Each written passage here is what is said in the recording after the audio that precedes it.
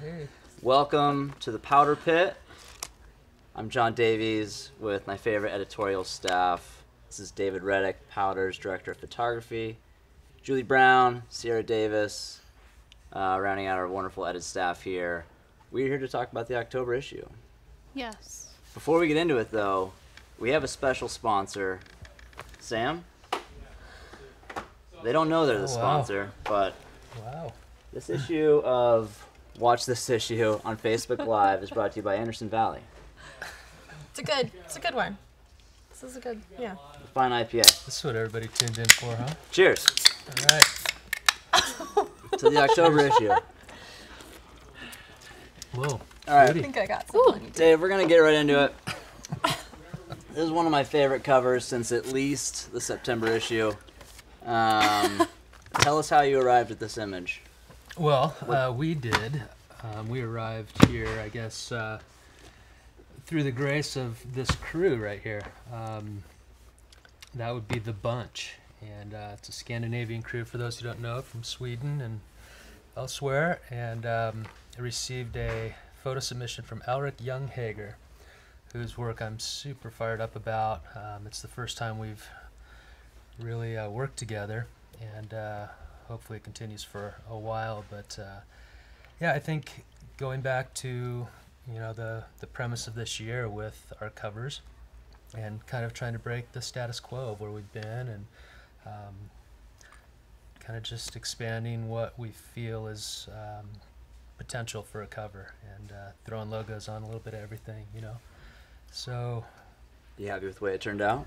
absolutely, yeah. I'm pretty psyched about it. I mean, for me, and I hope others, it kind of bridges the gap of time a little bit, I guess you'd say. And talking about the future, it feels like an old photograph when I look at it. Just the tonality of it. It almost looks like it was shot on film. Looks like something you might have seen in the 70s. Yeah, right. But then you've got kind of the progression of today, ski and switch, and a lot of energy. Yeah, Lucas Stahl Madison is just flying, right?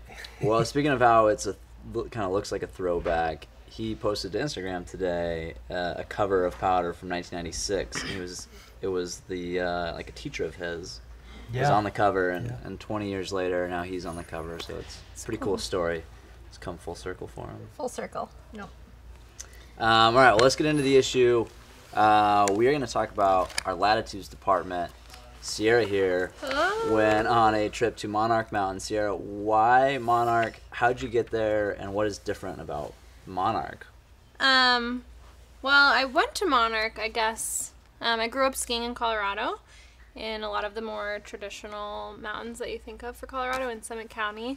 And I never skied at Monarch, and it's kind of always been a place that isn't really easy to get to, and I think that's just the one reason that I hadn't been there, but I know it snows a lot. So I had planned to go in the spring, and we were actually already in Colorado when it started snowing a bunch. My flight actually got canceled, which made it really easy to rebook it for later and just head for Monarch. I got a ride with a guy named Dan, drove me there in his van, full of skier boys and snacks, really good snack selection. What kind of snacks did you guys have? There was like all this beef jerky and Doritos, which I was not allowed to have growing up, so that was exciting. And some blueberries. There's a whole spread. This didn't make the story, guys. This is I like how you had content. to improvise though and get all your gear because you hadn't planned to go. So I got left on the side of the road hoping that Dan would pick me up, and he did. Thanks, Dan. And dropped me off at a bar in Salida. I was still wearing my ski boots, and this family there I had connected with through a series of text message chains through strangers, and they offered to let me stay at their place for the few days that I was going to be skiing this storm. And it was a few days after it had stopped snowing, but it was so freezing cold that the snow just was totally preserved the whole time I was there. Can I interrupt you? What's that like when you show up to, this is one of your first like trips going on assignment for Powder. What's it like to show up to a new place? You don't know anybody. You have a job to do. Like, what's going through your head? What are you trying to do when you first get there? What do you think? Yeah, well, I think you said to me the night before, "Don't screw it up." So that was mostly what I was thinking.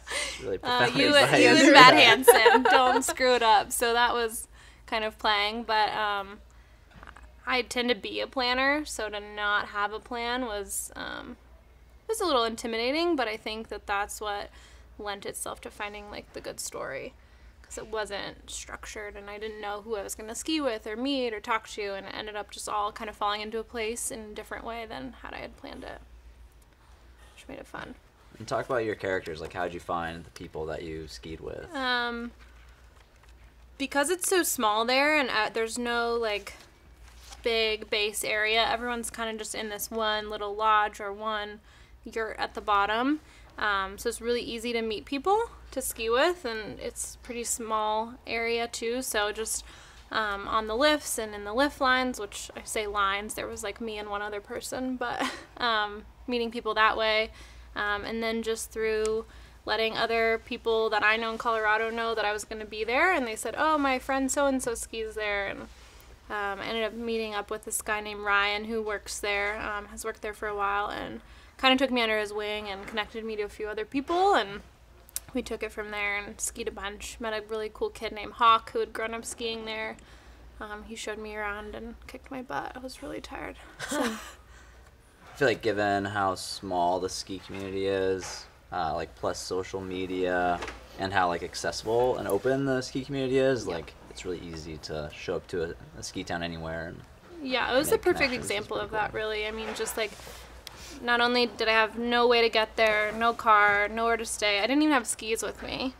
And all these people were like, oh, you're trying to go to this storm? Great, here's my skis, here's a ride, here's all these things. And like, I think that's really reflective of the ski community and how, and I don't think that's because I was like working for Powder. I think that's just like skiers in general. Will totally lend a hand or a room or a meal or whatever, and are excited to show people the place they love to ski. For sure. Well, speaking of loving to ski, our first feature in this issue is about the National Brotherhood of Skiers. Yeah.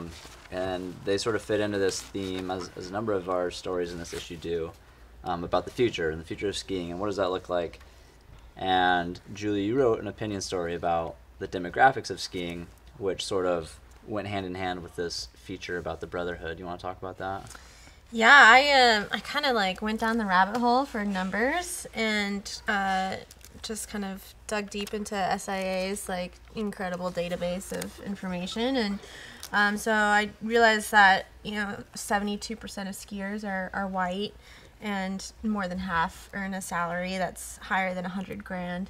So it's my opinion, and I wrote about this, that skiing really needs to diversify if we're gonna continue to grow in the future. Otherwise, we're going to become about as irrelevant as golfing is. So, no offense to everybody who golfs. But on that note, we also assigned a feature to Katie Baker, who writes for The Ringer, and she went to South Lake Tahoe to the annual gathering of the National Brotherhood of Skiers.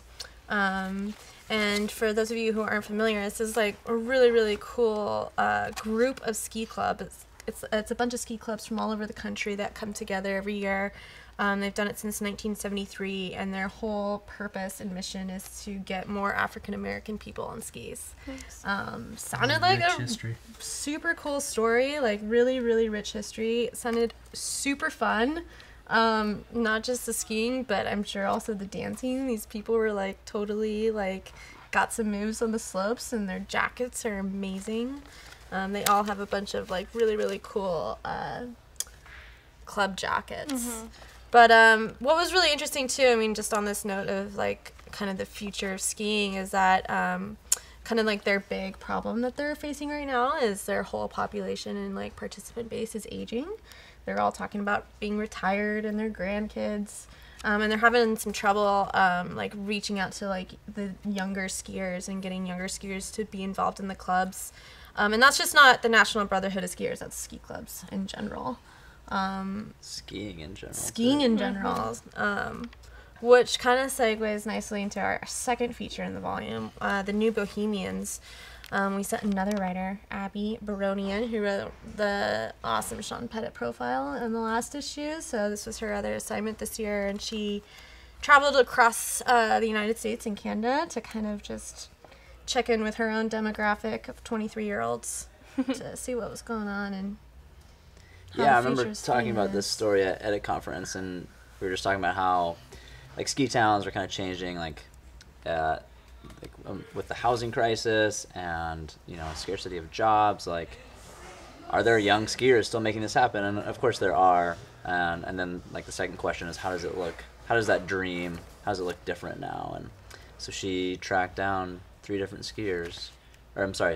groups of skiers to sort of address that, and she found it, I think. Totally.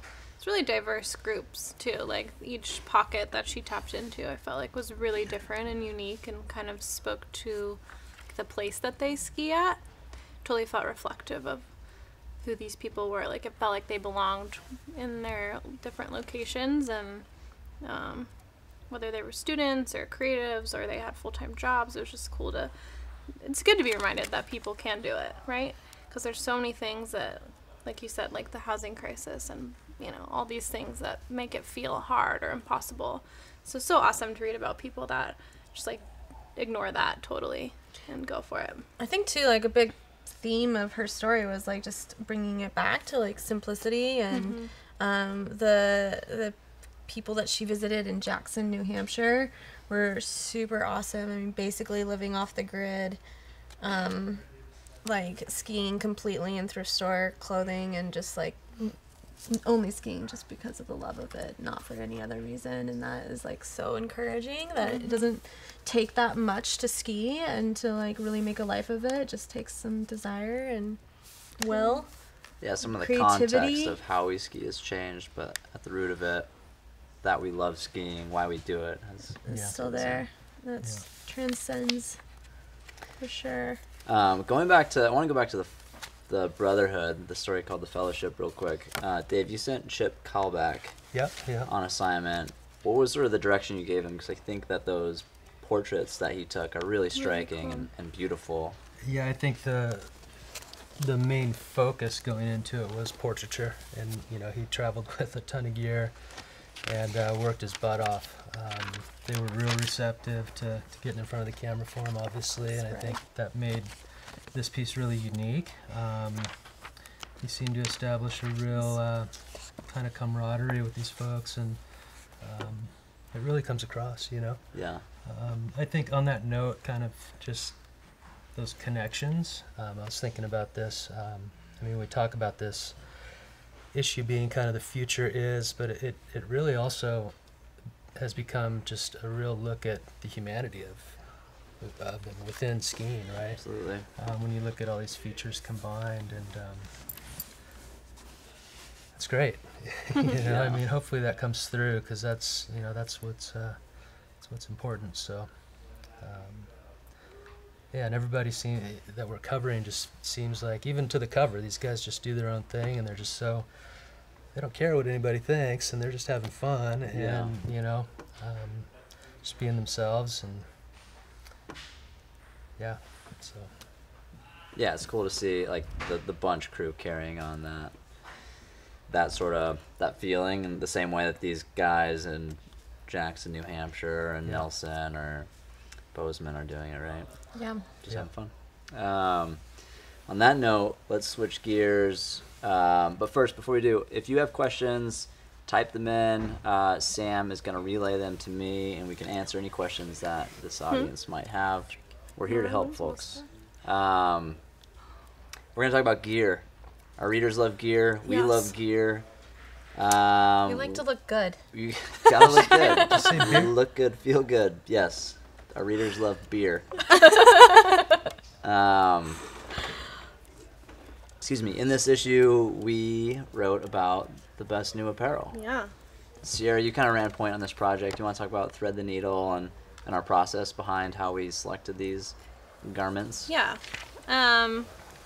So we all have stuff that we, ski in all year round and have that go-to jacket or whatever that we love. But it was so awesome. So we got, I think there was about 16 of us. We went to Deer Valley in Utah for 3 days, and we were skiing with the brands that make this apparel.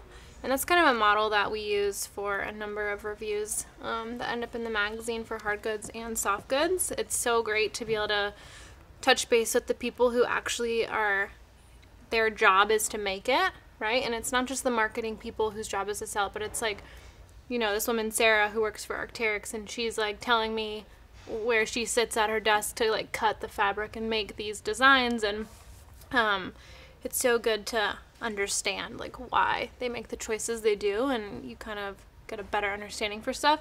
So we skied around. It was slushy, it was bumpy, it was really fun, and based on the notes that everybody took over the course of Thread the Needle is how we came up with what was the standout pieces for the apparel guide this year. The magazine looks a little bit different than apparel guides in the past that we've done. We wanted to make it really visual and beautiful. But the extended reviews are going to be online on powder.com in the gear locker, so you can get a bigger range of why we chose those pieces. Speaking of gear, we got a question from an audience, a viewer. Thank you for your question. They asked, what are your favorite pieces of gear that we each have? Ooh. Dave, let's start with you. Style master. Tyler, bring me that black Armada vest, would you, please? Gosh, I didn't ski on a lot of the new Doesn't clothes this matter. year 'cause Old I is was good skiing too. around taking photographs of you guys. You got some new boots, I remember, Dave. I did get some new boots. Tell us about those I boots. got a pair of what are those? The Atomic Hawk. The Hawks. They're white. That's They're a nice. game changer for sure. I've been on 4-buckle boots, didn't realize how heavy they actually were up until I put on a pair of these Hawks, and they're pretty incredible. Yeah. Yeah, Sierra, Ski you have a really new well. favorite pair of skis, right? Yeah, I'm skiing on the Solomon, the QST 106. I should say though, they do make that ski in a women's ski, and it's awesome. The Stella. They It's the don't exact make it. same, It's the right? exact same ski. They just don't make it long enough for what I like. But it's a great women's ski, the Stella. Psyched for it to start snowing. Julie? Me? Well, at Thread the Needle at the apparel event, I'd say like the favorite pieces came from Flylo and Faction. They are Faction. on point on their women's apparel. Flylo has some bibs coming out. I think they're called the Foxy bibs. They're sweet. They fit really well and they're really functional. And then Faction's clothes are like so cute. I need all of them. I don't have a favorite. I really like their Pretty cute. pullover jacket and their skinny pants though. The skinny pants. They look good on everyone. The skinny pants look good. They're magic pants. Even John. I'm excited about the Nordica Enforcers, the 93s. I tried at Powder Week, were amazing. They're in our 11 skis of the year. And then I'm really into Giro goggles right now. Oh. The Contact. It's a great Yeah, goggle. Those are good goggles. Another question from Ruben, who is a photographer of ours. How on earth did you choose Ski Town Hair Down nominations? Oh, he's probably You a know, little he's sad really we didn't disappointed. include him. Oh man, Ruben, there's always next year, bud. Yeah. Yeah, Keep growing this it out, year man. We're Keep- taking Sorry, video Ruben. tryouts next year, so please prepare that for us. Yeah, so the Ski Town Hair Down, which just finished, with Marcus a big win for Caston. Marcus Caston. Well His deserving. hair is so good. Yeah. Also, Johnny Collinson's hair. She's beautiful on the back pickup box. Second There's another place. photographer who's really disappointed that was Nick Allegre. Yeah. Wow, we might have to have a So, photographer maybe division. Ruben, you and Nick could talk only and have one maybe slot just for do kind of a photographers. AAA tryout between the two of you. They and could let's see what braid their happens. hair together That's gross. and be a. Disgusting. Careful But what we you tell chose Ruben to them based on. We chose them based on their hair. Its looks, obviously. But also just we kind of wanted this to be like a really silly, fun contest, and we It were was trying totally to find serious. What are you talking about? people that didn't take themselves too seriously, Yeah. and that we knew would embrace it and have a good time with it. This was a feeler year, so we got a lot of good responses and people wanting to be part of it. So Congrats see to Marcus Feeling all right. Caston. how it grows. Great flow. You deserve to be champion, I Yeah. think. Yeah. Totally. Yeah. Yeah. Yeah. So we'll see Well how deserved. it expands in the future. Another reader, Aaron, wants to know if we have any comment on Red Mountain and Rossland going to the co-op crowdfunding model. Yeah, it's sweet. You can Speaking be of an the future of owner skiing. of a ski resort for $1,000 or own part of a ski resort. So if you don't know, Red is just running a crowdfunding campaign right now online, and just trying to kind of raise some capital to keep them independent, keep them strong, let their skiers kind of invest and make it a community ski area. There's a couple co-op ski areas already. Mad River Glen. Mm-hmm. I think, is it Bear Valley in California? Bear Mountain? Not sure. There are a few others. Yeah. There's a story on powder.com too, if you want to read it in depth. Yeah, Ryan about- Stewart wrote a great story yeah. about it. Yeah. About the crowdfunding. But it's sweet. All right, back to our regularly scheduled programming about the October issue. We want to talk about the Jaded Local. Sierra, Yes. we have one line in particular that we're really happy to Give share you with a all of you. sense. This is our monthly read aloud. From skiing's ancient sacred ritual. Because a beer tastes really good at the end of the day. Or the middle. Here's a line from the Jaded Locals piece that, God, just says it. If you get up, putter around for a bit, and then start drinking in a hot tub, you're a derelict. But if you ski for a couple hours first, you're just living the good life. Here's the good life. We didn't ski today, but we talked about skiing, Cheers. and we I don't definitely know. puttered around. Now we're drinking beer. I'm okay with it. That's awesome. Thanks to our sponsor, Anderson Valley. Yeah, thank you, Anderson Valley. You guys have anything else to add about the October issue? It's on newsstands now. On newsstands Yep. now. Look for it. Lucas Stahl-Madsen, congrats on the cover. It's awesome. I think that's it. We'll be back next month Yeah. with the November issue, the travel issue. Until then, powder to the people. Cheers. Cheers.